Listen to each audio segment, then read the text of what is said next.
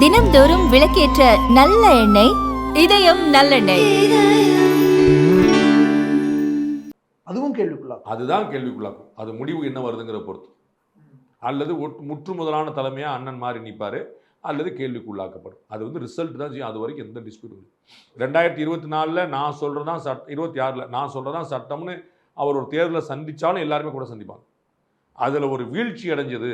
கடந்த முறை பெற்ற 75 எம்எல்ஏ கூட்டணி சேர்ந்தவங்க கூட கம்மியாக பண்ணாங்க. அது வந்து ஒரு பெரிய, நான் ஏற்கனவே சொல்லியிருக்கேன் அந்த நம்பர்ஸ்லாம். 60 எம்எல்ஏக்கு கீழே வந்துருச்சு அப்படின்னு கட்சியே உடைஞ்சாலும் வியக்க மாட்டேன். வந்து அவருடைய தலைமை கேள்விக்குனாலும் வியக்க மாட்டேன். அது வரைக்கும் எல்லாம் பேசுவாங்க, சண்டை போடுவாங்க, ஆலோசனை நடக்கும், அதெல்லாம் நடந்துகிட்டே இருக்கும். அது வந்து ஒரு ஆரோக்கியமான ஜனநாயகத்தில் இருக்கிறது தான்.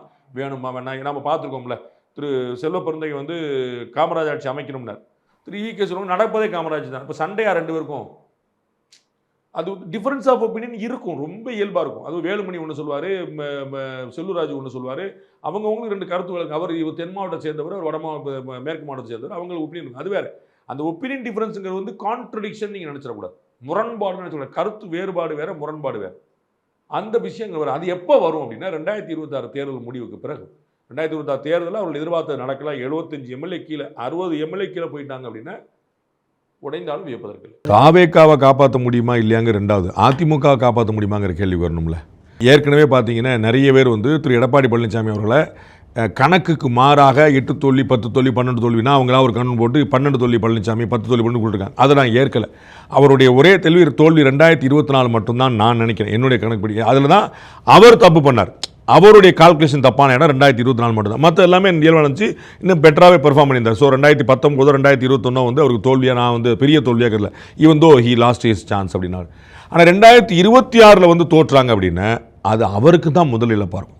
ஏன்னா கீழே நிறைய பேர் வந்து நம்ம சொல்கிறத அண்ணன் கேட்க மாட்டுறாரு, அண்ணன் தன்னிச்சையாக முடிவெடுக்கிறாரு, நமக்கு வந்து ஏடிஎம்கே அலையன்ஸ் இருந்தால் நல்லது, பிஜேபி அலையன்ஸ் இருந்தால் நல்லதுன்னு சொன்னோம், கேட்கவே இல்லை. இப்போ தான் கடைசி நேரத்தில் வந்திருக்கு.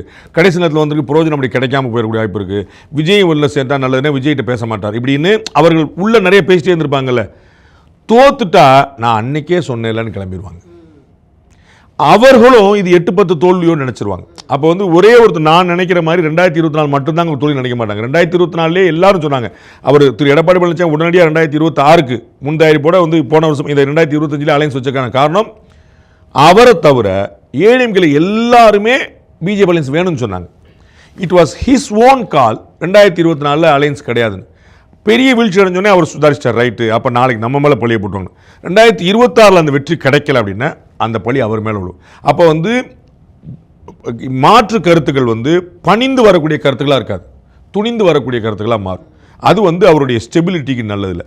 நீங்கள்லாம் போன பிறகு நான் ஒரு வெற்றி ஈட்டி காட்டுறேன் பாருங்க அப்படின்னா தான் இவருடைய தலைமைத்துவத்துக்கான ஒரு சால்டாரிட்டி கிடைக்கும். அண்ட் அவர் தலைமைத்துவம் போற்றப்பட ஆரம்பிச்சிடும்.